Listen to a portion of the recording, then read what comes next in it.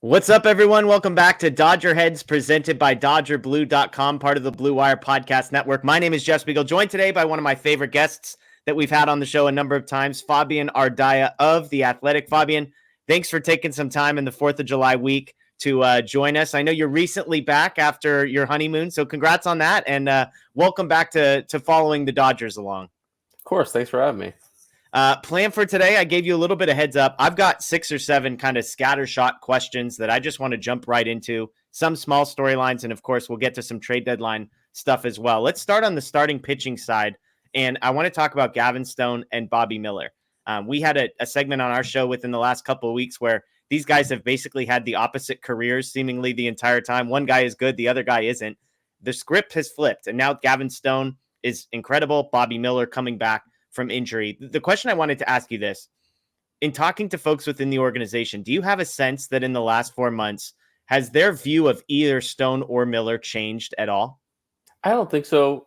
Just mostly because also, I think before either of them debuted, I think the organization probably was a little bit higher on Stone in terms of like the short term, what he'd be able to be, which is funny because it turns out that it was Miller who sort of hit the ground running. But yeah, they've always been super high on Gavin Stone, what he can provide. They really think that changeup is such a dynamic pitch that as long as they can get the right mix around it, they can make it work as a starter. And clearly that's worked so far. I think we saw it early on this year where he obviously maybe had more batted ball luck that sort of helped his line, but it seems like he's pitched more towards like where that line would sort of have him ever since then. There's a lot more of the underlying numbers have supported what he's done the last few months here. And then Bobby Miller, I'm like, they're still really high on him. I think obviously anytime you think of a shoulder, that's going to raise some concerns. And you look at the way he's pitched this year outside of that first start against the Cardinals, like there's some concern there, but I think they still know the underlying talent. I think they still know that they're probably their best rotation in October still includes Bobby Miller in it as long as he's pitching like he's capable of doing. You mentioned the rotation moving forward in October. The other pitching name I wanted to ask you about was Yoshinobu Yamamoto. We had a funny joke asking when him and Betts got hurt right next to each other. The question we asked was, which of these injuries is more significant? And people kind of laughed and said, well, obviously it's Mookie Betts. He's one of the best players in baseball. And my counter was, are we sure Yamamoto's coming back at any point this season? Like Mookie, we feel pretty good that he's going to be back in 2.5 months. Yamamoto, I mean, even the report we got from Dave Roberts earlier this week is that he's not throwing. The shoulder does feel good. What kind of confidence do you sense there is in the fact that Yamamoto is going to be pitching meaningful innings for the Dodgers this season? They're saying he's coming back. Obviously, we have to see, like, with pitchers especially, like, there's not really a timeline until they actually start throwing and facing hitters. And really, it's when you start facing hitters when it starts to get a little bit real with guys returning. So, obviously, they have a lot invested in him for the next 12 years. I think that's something that's going to color a lot of like what they're trying to do. Obviously, he's signed to help them win a World Series this year, but like they don't want to throw all that out in year one just to sort of go all out. So we'll see. Obviously, Dave Roberts did say he's pain free, which is good, but there's no real clear timeline for him. But yeah, with Betts, like obviously coming off a broken hand is not ideal for a hitter, especially you see some obviously more hamate than broken hand, but you see guys that maybe struggle to hit from much power after coming back, even when they do come back. That's a concern, but we've seen more of a track record of guys coming back from fractured hands and coming back and being productive during the season. With the shoulder, especially a rotator cuff, like it's one of those things where it's very tenuous, sort of. It's day by day, so we'll see how it sort of looks. But as of right now, they're pretty confident he'll be back. You sound like such a Dodgers beat reporter, the way that you answered that question on Yamamoto. And I want to probe a tiny bit. You said, well, they say he's coming back. And you also hinted the fact that they are invested in this guy for more than just this upcoming year. I mean, I put those two thoughts together and I interpret it as a Dodgers fan in that they've told us lots of things before about guys who are going to be okay and guys who are going to be healthy and when they're going to come back. And you're also sort of implying this sense of like, they may be taking not a 2024 view, but actually we want to make sure that this guy's available for the next 3 or 4 seasons. Like, is that an unfair understanding of what I just heard from you as it relates to Yamamoto? I mean, it's always something that's being part of the calculus, like with everything they do. I mean, that's sort of why he's pitched once a week at this point this season when he was healthy. So, yeah, I mean, it's something that they're going to probably treat him with kid gloves. Where they probably are going to do that with regardless of the pitcher, just considering the shoulder injury and stuff like that. Like those things are so tenuous, you never really know.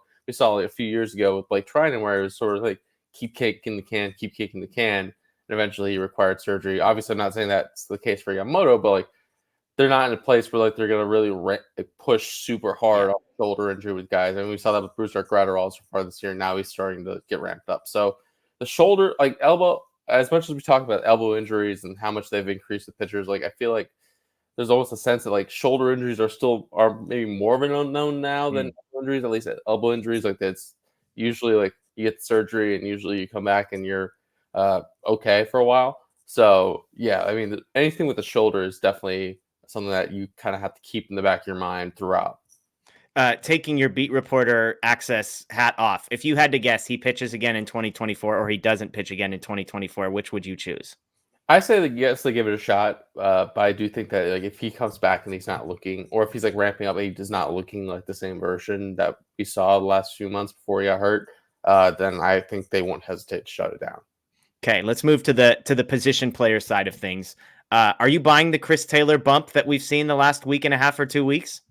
I think regression was due, like a positive regression was due for him, just considering sort of where, like, how poor of a start he got off to the season, and the fact that, like, even though obviously the last couple of years have been kind of disappointing relative to where it was that All-Star 2021 season right before the contract, he was still like close to a league average hitter with that. Like, obviously, like a lot of strikeouts, it doesn't necessarily look pretty, but he was still better than he had shown last early part of the season. So if he can be back to basically what he was last year, like, I think the Dodgers take that.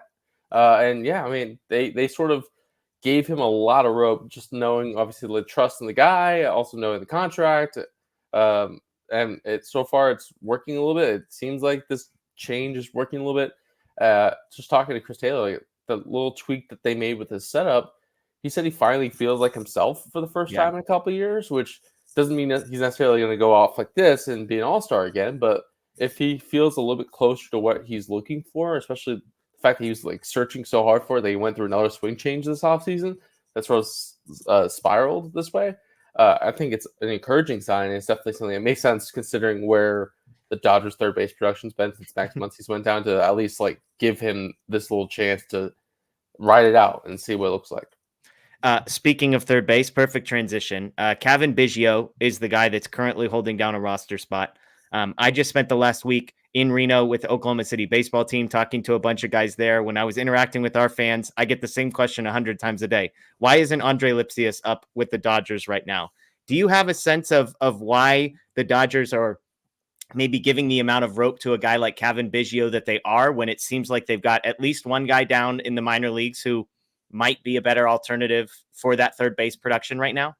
I think part of the reason why they took so long to even address the issue at all and then acquired Biggio is sort of like they didn't expect Max Muncy's injury to drag on this long. So they sort of looked at it as like a temporary, just sort of, he's taking a roster, like someone's Band-Aid to take over the third base spot for a little bit. So, and the way it's looking right now, Max Muncy seems like he's trending, and he obviously won't be back before the All-Star break, but if he's back shortly afterwards, I'm sure maybe they don't want to fire that bullet yet. But obviously, I mean, Lipsius has done everything he can to sort of prove his case, and he's performed really well. And I think he's someone that's definitely on radars. But I think they sort of saw it as being a short-term solution, sort of similar to what they did earlier in the year when they claimed Taylor Trammell off waivers when Jason Hayward went down, thinking he'd be a short-term fix, and then eventually, obviously, took longer for Hayward to get back, and that led to Eddie Pages coming up. So I think they sort of looked at it as like a short-term solution and not wanting to get rid of some of the long-term options that they sort of maybe have with someone like Lipsius. But obviously, we'll see what happens when Max Muncy gets back. Do you think the Dodgers will have any interest in Tim Anderson? I don't expect it, honestly. I think they feel pretty good about how they can sort of cover shortstop right now. And I think even adding a guy like Alan Trejo on a minor league deal, like, it's just at least coverage. It's just until Mookie Betts comes back. Because I think if they do make a swing at shortstop, it's someone that they feel like confident can play every single day. I don't think Tim Anderson's that guy, especially considering where the bat's been and where the glove has been in the last couple of years. Okay, one more position player question, and then we'll get into some trade deadline stuff. Miguel Vargas. How can you help us make sense of what the plan is with Miguel Vargas? It feels like this is a guy who came in with a lot of promise, similar to Gavin Stone in many ways. Came in with promise, had an injury, struggled. Then he gets called back up this year and he seemingly is never playing. They've said they're not going to put him at third base, which I'm fine with. Like, I get that. They know better than me if he can play there. But it doesn't feel like he's really getting an opportunity to play consistently. They're platooning him. How do you make sense of what they're doing with Vargas? Yeah, I don't think it's necessarily ideal for his development, but I think the way that they're kind of looking at it is like if he's going to be on the postseason roster, it's going to be for a specific role, which is playing against left-handed pitching in left field. So they're giving a chance to see how he looks in that role. Obviously, is that the best thing for like giving him a run to sort of maybe prove he's an everyday player and prove them wrong? I'm not sure, but that's sort of the way they're viewing it. Obviously, like Vargas has looked to my eye. Obviously, I'm not a hitting coach or anything like that. To my eye, and to speaking to people who've been around the team, like he's looked like a different guy this year. I think the confidence is back. I think feeling like he's kicked some of the bad habits that sort of came with the broken hand last year. So yeah, he hasn't really had a real run of it. I think they kind of understood that the first time they sent him down, and obviously Mookie Betts breaking his hand sort of forced their hand to bring him back up. But yeah, I mean, he hasn't really had a consistent run. And I think, I mean, it wouldn't surprise me to see them give him a run, but also like I think they have sort of settled him into this role for now. Yeah. Okay. Let's talk trade deadline stuff. Obviously, the Dodgers will be involved in just about every rumor that ever exists. They will be named by teams that they have no desire to trade with as a team that they're negotiating with. I mean, it's just the way that this works. Big picture, I'll start there. What do you think the Dodgers believe their biggest area of need is at the trade deadline? I still think they're looking at that bottom third of the order, is sort of understanding that, like, obviously they produced better of late, but like they still probably could use another bat that they feel could play close to every day if they need to, be platoon bat if they need to, and just lengthen out this lineup. Especially you really felt it once Max Muncy went down, and obviously Gavin Lux hasn't quite performed the way they anticipated. Jason Hayward's missed a month and then been not as productive as last year. Still like been a league average hitter, but not as productive as last year. And you're starting to feel like the small little cuts that takes, especially with Mookie Betts down now. So I think that's something that they'll probably look to address the most, especially maybe someone we can pair with Hayward as like a platoon partner would make some sense as well. And do you think it's outfield rather than sort of middle infielder is going to be the priority as far as strengthening the bottom of the lineup? I think it's the easiest way to address it, just because it's probably going to cost less to find a corner outfielder than it is a middle infielder. I think you're sort of looking at it as sort of there's maybe a chance in October where it's Mookie Betts at second and Miguel Rojas at short, and maybe seeing that just because you don't have to worry about keeping Miguel Rojas fresh as much anymore. So I think sort of having that possibility in the back of your mind, I think sort of gives the Dodgers ease and sort of pivot towards maybe outfield options first. But of course, like if the right name pops up for middle infield option, then obviously all things sort of get thrown out. A lot of the names being mentioned as far as impact guys are Bo Bichette in the middle of the infield, Luis Robert, Randy Arozarena. Do you have any sense? Is there real tangible interest on any of those three guys from the Dodgers side? I know Ken Rosenthal reported over the weekend just that Bichette doesn't seem like a real obvious fit for the Dodgers. Obviously, he plays shortstop and stuff like that, but like they don't really a lot of rival evaluators don't really see him as a great defensive shortstop, and obviously he's having a down offensive season. When with Blue Jays, like he's got another year of control after this one, so I'm sure they're going to try to make sure that they can get a pretty good haul for him, even though he hasn't produced this year. So that makes things complicated. Luis Robert, obviously, there's injuries that are a complicating factor. I know over the winter, when Dodgers were talking with the Rays about trades for Glass now, and they wound up getting Marco in the deal. Arozarena wasn't really part of those talks at that point. So I don't know if things have changed since then, but he's not really wasn't someone over the winter that they really pursued super heavily. So I think a lot of names that maybe more in the corners, sort of like a Tommy Pham has made sense for a few years now in terms of at least a pure baseball fit, what he's able to do. But maybe that sort of type of market is something what the Dodgers might be looking more towards. I think the big name that they actually are really interested in, that they've been connected to, is Garrett Crochet. It makes a lot of sense for a lot of reasons, because he's a guy who could be an impact starter, or if you have concerns about his innings, he could be an impact reliever in October. Like he's a guy who has done both, and obviously having a great season. He's the type of guy who, with the years of control, also the versatility and the stuff, might be worth sort of biting the bullet and giving that large package for. Crochet, we've talked about on our show. The thing that scares me is just the innings limit piece and the Mhm. fact that he's thrown more innings than he has in his entire professional career prior to this season. The fact that there's talk of him being a reliever. How do you see all of that fitting? I mean, you mentioned we know the Dodgers value versatility. Obviously, what he's done this year is fantastic. I just, from my end, I struggle to see sort of how the Dodgers and White Sox might come to an agreement on just how valuable a guy with that sort of history, the innings limit, but also the team control might fit together. Yeah, it's very complicated for sure. Uh, I think that's something that we're going to have to figure out over the next 27 days is sort of how the White Sox can value Crochet. Because obviously, it's not just the Dodgers who are going to have a lot of interest in him. Yeah. But the way the Dodgers, I'm sure the Dodgers could look at it is, hey, they have a lot of different quantity of options that can be in your October rotation. And it's about aligning your best 13 guys, really, at the end of the day, Yeah. more so than 4 starters and relievers. I think Crochet is a guy who can maybe bridge that gap. And if you are concerned about his workload, if he's just a 1 inning reliever or a multi-inning reliever used a couple times over the course of a series, like that's still a guy who could swing a series for you, but not necessarily be a guy you're worried about injury concern wise if you're sort of throwing him out there every 5th day. Other than Crochet, are there any other names that you've heard the Dodgers connected to on the starting pitching front? No, yeah, I mean it's still early, obviously, and I think Crochet is just one of the obvious names, just because the White Sox are one of the few obvious sellers right now, and Yeah. there's so many teams in the middle that you don't really know sort of what kind of guys they are going to be looking for. But I know for sure the rotation, like I mentioned, like they have so many options. I think it's going to take a guy who is like a clear cut guy you can pencil in as pitching meaningful innings for you in October, as opposed to maybe like last year where a lot of it was band aids to try to help you get through the season. Now you're sort of looking at like, all right, they feel like they probably have a good number of pitchers to help them get through the season. Just a Yeah. matter of, is there an impact guy out there who can really swing a series?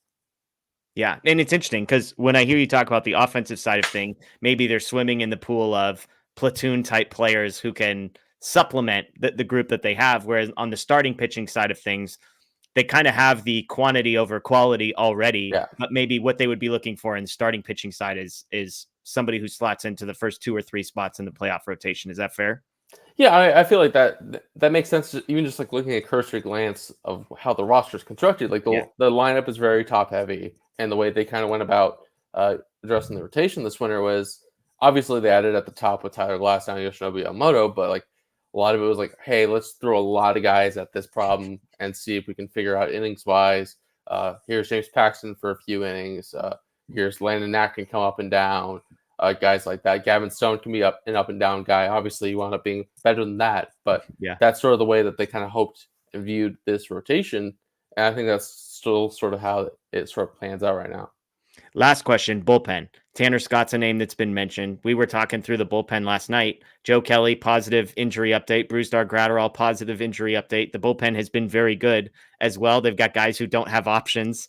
I just look at the list and say, I don't see where they're going to fit somebody. I mean, not that Tanner Scott isn't better than some of the guys they have, but like it feels like they have a quantity of 8, 9, 10 relief pitchers that when healthy, all probably deserve to be on the big league roster and don't have options. So do you see them attacking the relief pitching market at the deadline? Or unless something crazy happens, do you think they might sit that one out?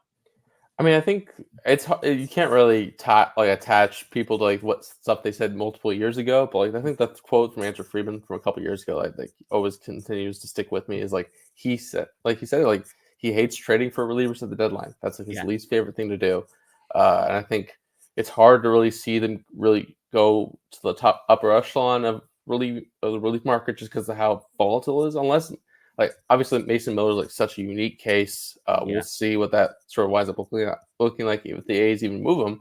But like I think we've seen it in past deadlines, like the types of relievers they go for, the types of guys they feel that they make 1 or 2 tweaks, a Chris Martin type, and all of a sudden like they're a really effective reliever down the stretch. Obviously they didn't acquire Brazier at the deadline last year. It was free agent pickup. Like he's another guy who makes sense like that. Anthony Bonda's kind of looked like that so far this season. Obviously, it's still early, but like the stuff is real from the left side, and he's pitched really well for a month now. And even guys like Yohan Ramirez, same thing. He's obviously pitched a lot better the last month or so.